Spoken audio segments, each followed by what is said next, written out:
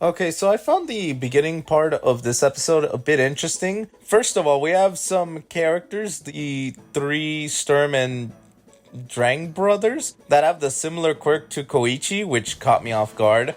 However, what was more catching off guard is how Knuckleduster was acting at the beginning, where he just felt like he was frustrated. And there is the little awesomeness of having both Knuckleduster Knuckleduster training Koichi into actually like being able to fight. However, when it comes down to that, Koichi's not a fighter per se. Like he's more of a different type of hero, not a more support hero, if anything. But when it comes down to actual hand-to-hand combat, at this stage, he can't do jack shit. Especially if it's against Knuckleduster, because dude quite literally knocks him back with not the punching gloves, with those gloves that are like for absorbing, like for training and stuff. Which I mean, I'm a little intrigued by that, but I'm more intrigued about our little bee girl, or also named Hachisuka, which, I mean, I'm just gonna keep calling her B-Girl for now. But Hachisuka, I guess, I can try to remember that. It's just interesting having her and her boss talk. Like, the boss is clearly saying that she can't just distribute the trigger drug all, like, sporadic like that, because the results are a little messy, as well as it causes such a mess and way too much attention on that. But she does make a point that it gave them a lot of data. And then we get to see a little later on that she's giving this drug like a higher dose to some villain, and this villain kind of just goes insane. Which, I mean, she plays her part well. She's the part-time villain, which, I mean, that is insane. Like, she literally gives off the crazy-ass villain vibes. And all of this kind of causes Koichi, Popstar, and Knuckleduster to be facing against an opponent that is just a lot freaking strong.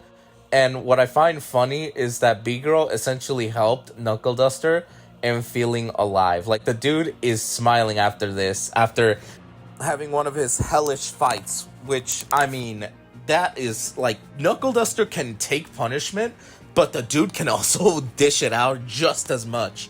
And the fact that he knocked out a villain that looked like was gonna kill him if he had landed that hit, it's just pure amazing, and just shows that this guy is determined. And it reminds me of All Might. He's essentially the Vigilante version of All Might, because the dude just smiles away. Like, he is not hesitating. He's a brawler.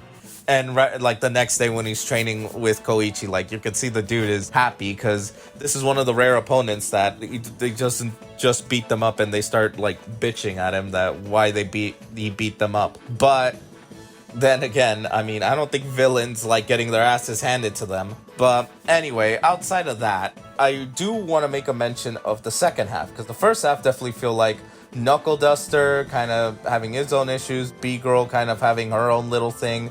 And then there was that little restaurant stuff where she goes on what looks like, I guess, a date with her mister, I guess. I don't know, this is creepy as fuck, but that's just me. We have Ida's brother in the mix, and this is the second half, and it is in relation to Koichi meeting Ida's brother, Tensei.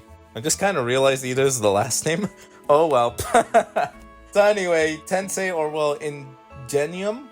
Like, I find it funny how these two met, and it's just because of a jog.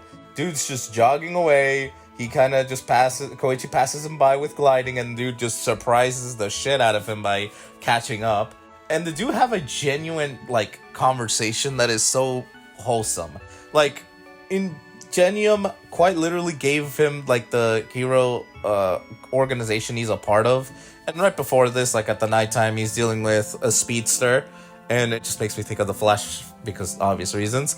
And having him, like, crash into a wall, but those airbags were able to kind of cushion the fall. However, it is noted later on that he kind of removed them because they kind of were holding him back.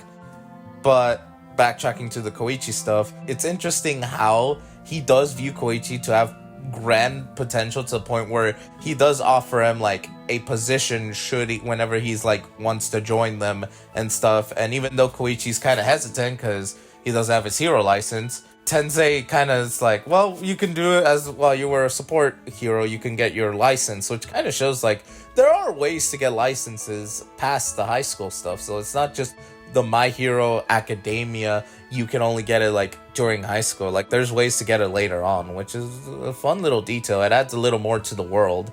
Although it is kind of fucking insane when it comes down to these high schoolers getting licenses at such a young age, but that's a separate point.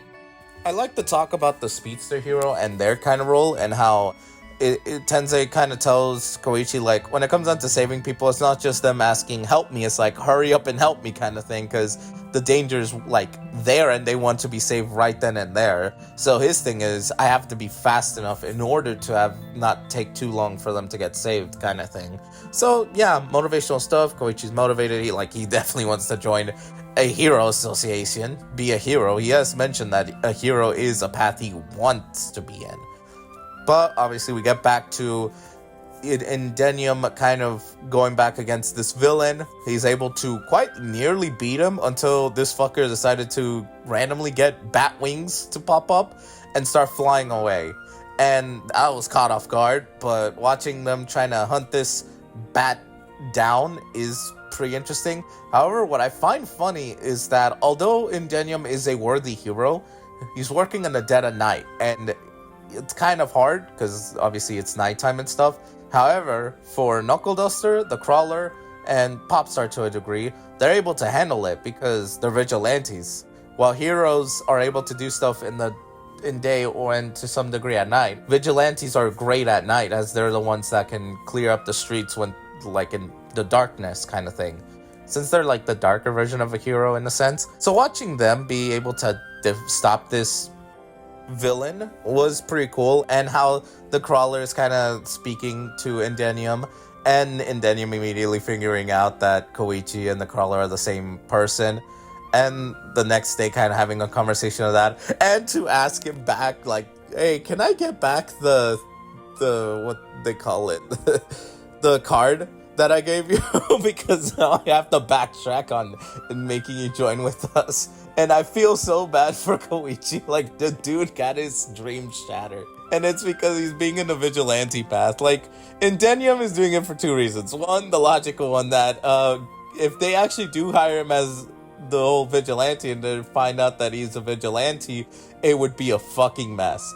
But second, he kind of sees that Koichi is right at the role he is at the moment. Granted, though, I think Koichi would still want to be a licensed hero than anything else, but I feel so bad for the dude. But yeah, funny shenanigans. They like race and stuff, and like I said, like, this was quite wholesome of the two. It's like two bros from different families, and like I just can't help but feel bad for Koichi. And it ends on a funny note because they both start racing, or well, Indenium races the Crawler.